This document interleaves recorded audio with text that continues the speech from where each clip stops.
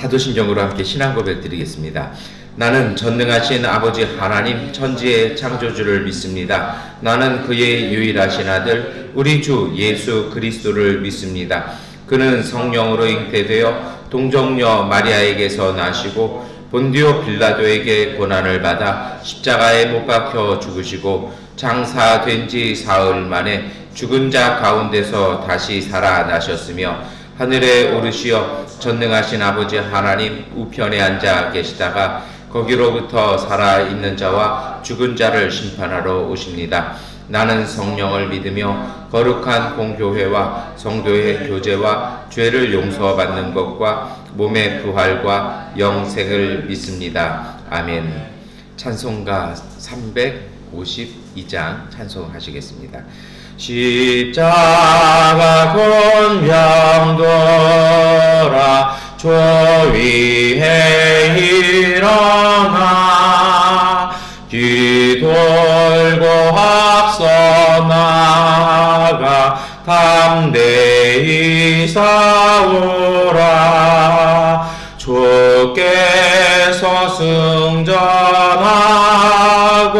영광을 얻도록 그 권대 거느리사 이기게 하시네.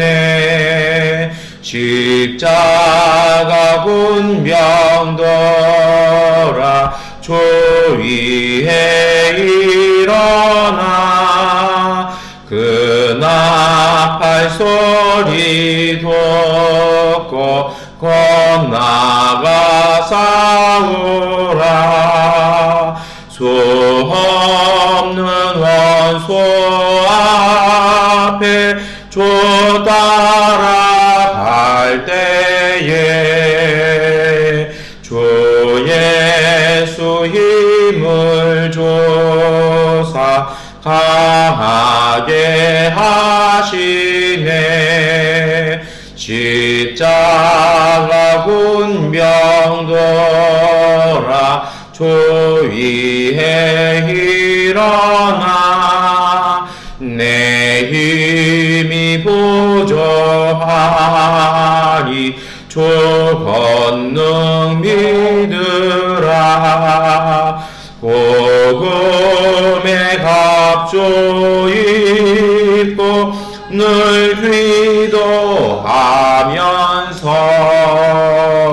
너 맡은 자리에서 충성을 다하리. 십자가 군병돌아 주 위에 일어나 이날에 적절하고 꽃게가 부르라. 승전한 군사들은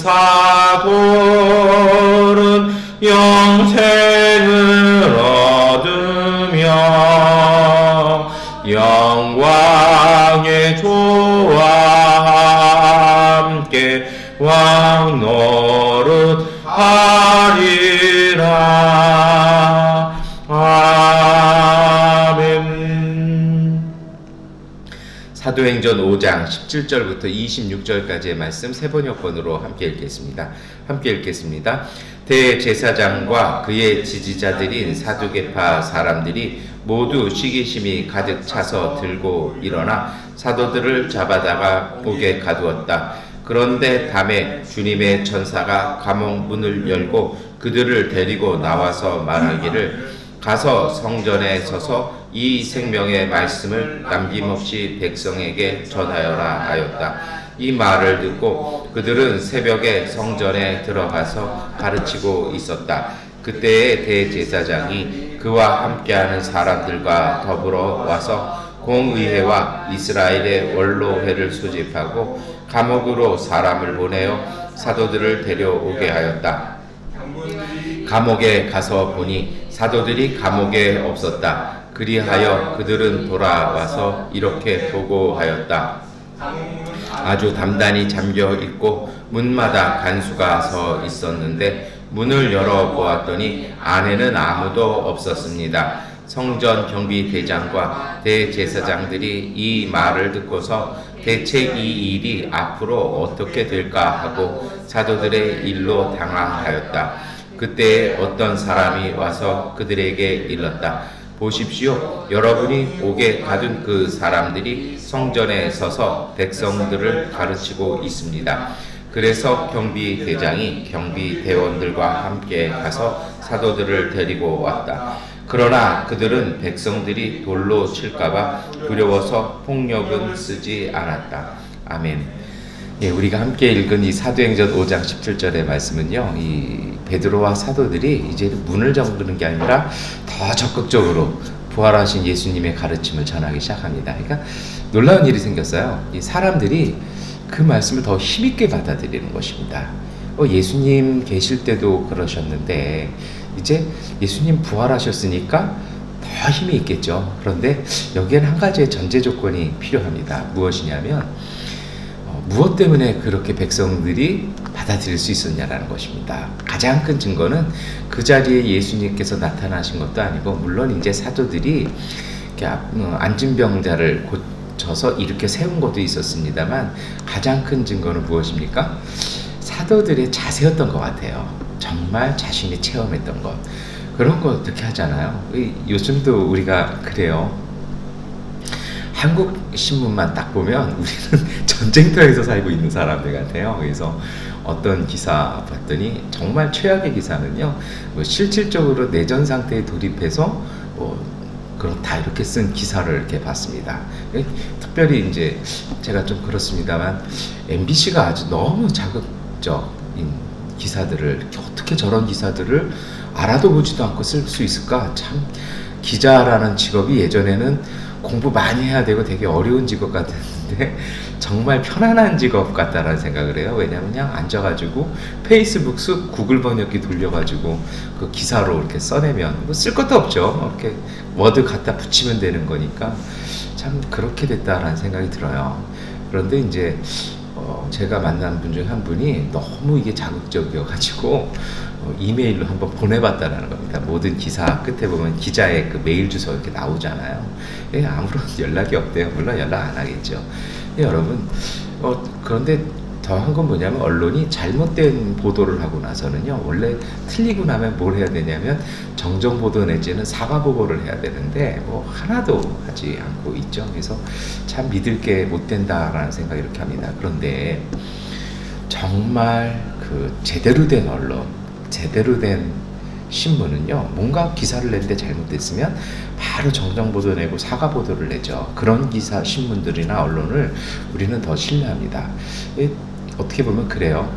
정말 그 강한 힘은요, 체험에서 나오는 거죠. 그러니까 그 이야기 이렇게 나누는데 어떤 분이 그래요. 지금의 상황은 서울에 있는 남대문 시장 본 적도 없는 사람이 남대문 시장에 대해서 논문을 쓰고 있는 형국과 같다라고 이제 다른 한의교회 목사님이 그렇게 이야기하시면서 속상해 하시는 거 이렇게 봤습니다. 이 사도들이 예수님을 만났고 체험했고 자신들의 그 부인과 배신에도 불구하고 오셔서 본인들을 회복시키시고 함께 하시는 예수님을 본 것입니다. 다시 말해서 그 자리에 예수께서 동행하셨기 때문에 이 많은 사람들이 예수님의 말씀을 듣고 감동하고 따르기 시작합니다. 그런데 이제 항상 이런 것들을 방해하는 힘들이 있습니다. 오늘 사도행전 5장 17절은 바로 꼭 집어서 얘기하죠. 무엇 때문입니까?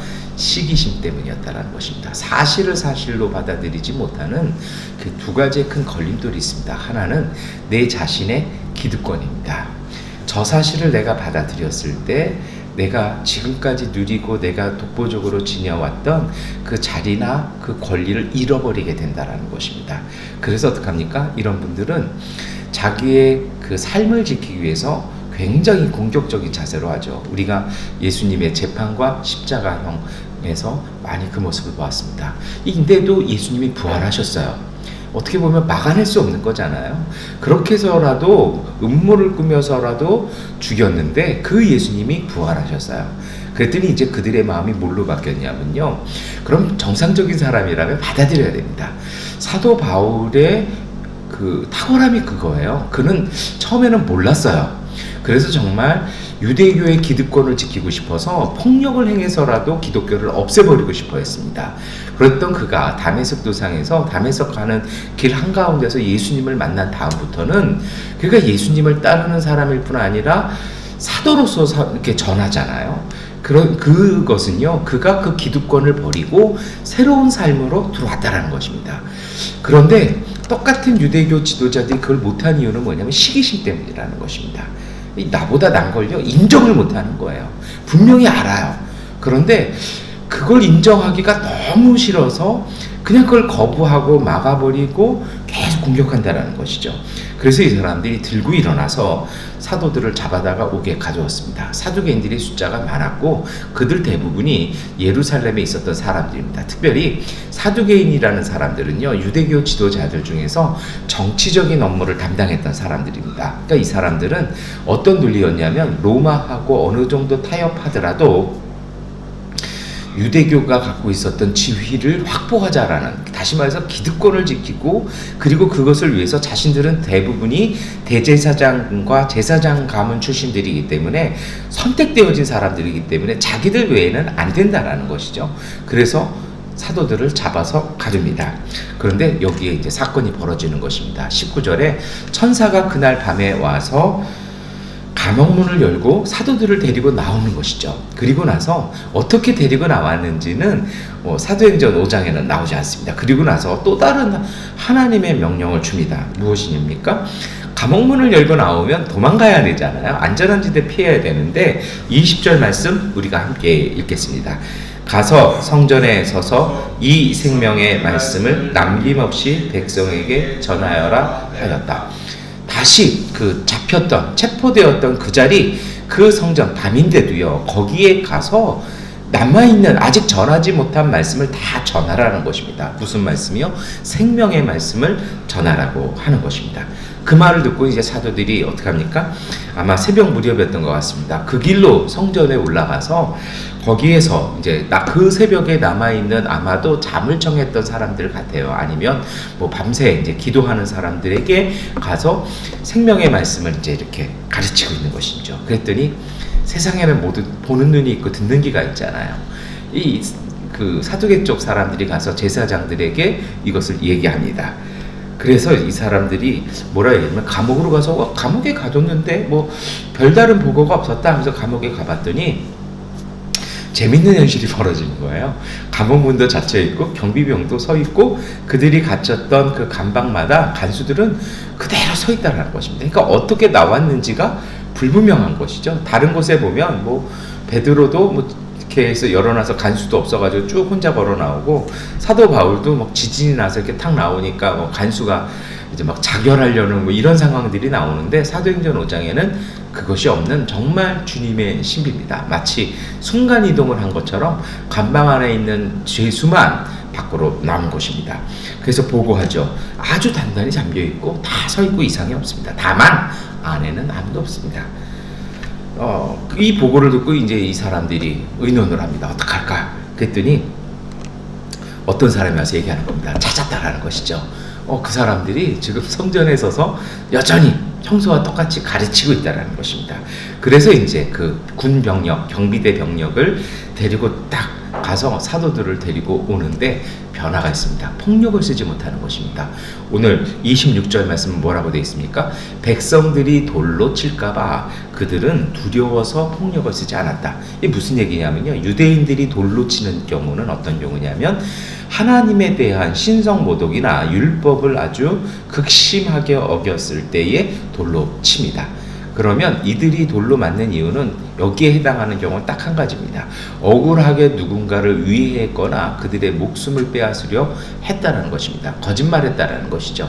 그러니까 다시 말하면 이 짧은 문장에 담겨있는 의미는 뭐냐면요, 이미 그 새벽에 성전에서 가르친 그 가르침으로 사람들은 예수님의 부활의 소식과 예수님께서 죄 없이 죽으신 것을 알았다는 것입니다. 그래서 그것이 두려워서 감히 폭력도 쓰지 못한 채 그들을 데려와야만 했다라는 것입니다. 여러분, 이 오늘의 말씀 속에서 우리가 묵상하고 기도할 것이 있습니다. 첫 번째는 이것입니다. 무엇이냐면요, 하나님이 주신 말씀은 여러분 순종하는 것입니다. 그 어떠한 것도 막을 수가 없는 것입니다. 사람들이 가끔은 자신의 기득권 때문에, 때로는 시기 때문에요, 막기도 합니다. 때로는요, 발언을 못하게도 하고, 때로는 자리를 빼앗기도 합니다. 그런데요, 주님의 말씀은 막지를 못합니다. 왜 그러냐면요, 세상에서 두 가지를 막을 수 없는 것이 두 가지가 있습니다. 첫 번째로 기쁨입니다. 기쁜 일이 있으면 여러분 그걸 어떻게 억눌러요? 자기 혼자 배시시 웃게 되고 이게 막 행동으로 나타나게 되는 거거든요.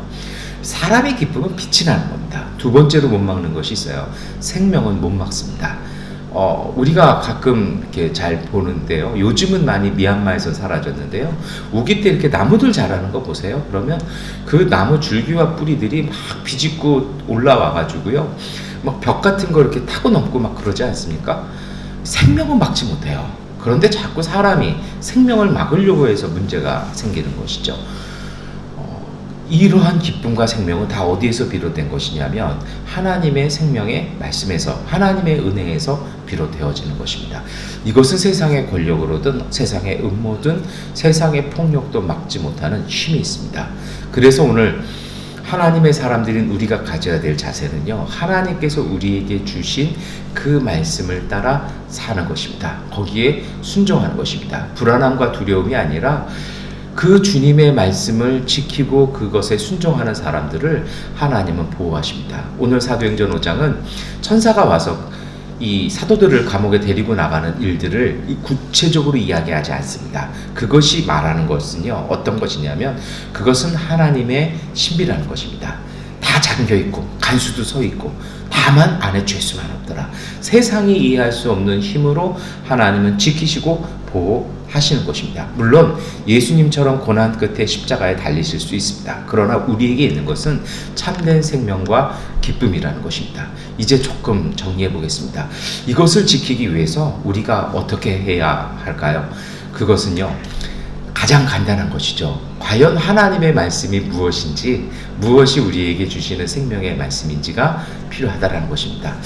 여러분, 그래요. 우리가 삶에서도요, 마찬가지입니다. 삶을 정말 살아보신 분들, 정말 열심히 사신 분들은요, 깨닫게 되는 것이 있습니다. 복음을 쉽게 받아들이는 분들이 있어요. 어떤 분들이냐면요, 삶을 정말 열심히 살아오신 분들입니다. 삶을 정말 어렵고 힘든 과정도 겪었지만 온전한 삶에 대한 뜻을 품고 그 삶 속에서 내 삶과 내 생활과 내 가족이 바른 것을 가기 위해서 고민하고 정말 땀 흘리면서 오신 분들은요, 정말 주님의 복음을 접했을 때 이것이구나라는 깨달음과 함께 즉각적인 순종의 삶을 살면서 신앙적으로 삶을 살아갈 수 있는 것이죠. 제가 드리고 싶은 얘기 뭐냐면요, 분별하는 것이 필요하다는 것입니다. 하나님은 모든 사람에게 끊임없이 말씀하십니다. 그래서 우리가 가져야 될 것이 있습니다. 우리의 삶과 내면이 외부에 휘둘리는 것이 아니라 정말 무엇이 참된 것인지를, 그리고 내게 들어오는 생각과 이런 어떤 감정들이 참된 것인지, 아니면 오늘 이 대제사장들처럼 정말 시기심에 불타서 이것이 사실이고 하나님의 뜻인데도 내 기득권과 내 자리와 내 명예를 지켜내기 위해서 막아 누르고 있는 것인지를 분별해야 합니다. 그래서 맑아야 되고 깨끗해야 되는 것이죠. 그래서요, 삶이 환경에 의해서 휘둘리는 것이 아니라 내 속에서 참된 내 마음과 그 속에 임하신 하나님의 성령이 이끄심에 주목하면서 거기에 따라가는 것입니다. 거기에 따라가기 시작할 때 세상의 어떠한 것도 그것을 막아낼 수 없는 것입니다. 그래서 여러분, 삶을 살아가시면서 가끔은 우리가 하나님 앞에서 우리를 비워낼 필요가 있습니다. 주님의 말씀을 담아낼 필요가 있습니다. 사업하시면서, 생활하시면서 무엇을 결정할 때마다 정말 그 자리 전에 서서 미리 준비하고 미리 응답을 받고, 그 사인이 없으면 기다리고 지혜를 모으고 하나님의 그 길 열어주시는 길들을 보아나가는 믿음의 삶이 필요한 것입니다. 그리고 이것을 위해서는요, 꼭 두 가지를 하십시오. 내 일상과 내 내면을 건강하게 만드십시오. 운동을 갑자기 한다고 해서 근육이 생기지 않지 않습니까? 운동하시는 분들 보면 어떡하세요? 그 감각 유지하려고 평소에 끊임없이 이렇게 러닝하시고 끊임없이 근력하시고 끊임없이 어떤 몸의 반응이라든지 근육 상태 탁탁탁 이렇게 만들어 나가시잖아요. 영성도 똑같습니다. 그것이 우리에게 필요한 것이 뭐냐면요, 두 가지입니다. 기쁨입니다. 항상 내 삶을 기쁘게 만드셔야 됩니다. 뭐 재밌는 거 비싼 걸 먹어서 기쁜 것이 아니라 작은 것에도 기쁨을 누릴 수 있고요, 정말 보잘것없는 것에서도 행복을 느낄 수 있는 그 마음과 자세를 유지해야 합니다. 그것이 없어지는 순간 내가 뭔가 궤도에서 벗어났다고 생각하고 다시 한번 되돌아가서 점검하는 그런 기쁨이 필요합니다. 두 번째 마음이 있죠. 그것은 바로 성실함입니다. 어떤 작은 것이든 정말 하나님께서 주신 마음으로 여기고 그것을 귀하게 여기고 집중하기 시작할 때, 그것이 어제도 말씀을 드렸습니다만 작은 것에 충성한 사람에게 큰 것 맡기시는 하나님께서 작은 일에 하나님의 뜻을 구하는 우리에게 하나님의 크신 뜻을 알려주시는 것입니다. 그것을 통해서 주시는 주님의 말씀, 그것을 우리가 믿음과 용기를 가지고 세상 가운데 실천하고 전하는 것입니다. 그 어떤 권력도, 그 어떤 폭력도 그것을 막아낼 수 없는 것입니다. 여러분, 오늘 우리의 삶과 우리의 마음과 우리의 일터 속에 정말 그러한 자세로, 그 자세 위에 주시는 주님의 말씀과 은총을 담아서 믿음과 용기로 전해냄으로 세상을 이기는 믿음으로 승리하시기를 축원합니다. 기도하겠습니다. 전능하신 아버지 하나님, 오늘 우리의 일상과 삶 속에 하나님 정말 기뻐할 수 있는 마음, 감사할 수 있는 마음을 주시옵소서. 작은 것에도 귀하게 여기며 성실할 수 있는 자세를 주셔서 우리의 마음이 하나님을 향하게 하시고, 그러한 우리에게 주시는 주님의 말씀을 소중히 듣고 그 말씀을 지켜 행하게 하여 주옵소서. 전능하신 아버지 하나님, 주님의 말씀을, 하나님의 생명을 그 어떠한 것도 막아낼 수 없고 어떤 것도 가릴 수 없사오니, 이제 우리가 그 믿음, 그 주님의 주신 은총 아래 하나님의 말씀을 지켜 살며 생명과 기쁨 전하는 하나님의 사람들 되게 하여 주옵소서. 특별히 이처럼 거리가 소란한 때에 하나님, 우리가 이 소란한 기운에 우리의 삶과 우리의 일상이 꺾이지 아니하게 하시고, 오히려 오늘 우리의 삶과 우리의 믿음이 더욱 강건해져서 세상의 소문 가운데 평화와 안정과 질서를 가져올 수 있는 하나님의 사람, 하나님의 가정, 하나님의 일터 되게 하여 주시옵소서. 하나님 앞에 감사 예물 드립니다. 또한 선교 예물 드립니다. 그 예물 드린 손길과 가정과 일터 가운데 복과 은혜 주셔서 하나님께서 차고 넘치는 복으로 채우시고, 주님께서 지혜와 능력 주셔서 어려움 속에서도 주님의 기쁨으로 바꿔내고 하나님 앞에 감사로 바꿔낼 수 있는 믿음과 능력의 일터 가정 되게 하여 주시옵소서. 예수 그리스도의 이름으로 기도드립니다. 아멘. 우리 하나님께 기도하는 시간 갖도록 하겠습니다.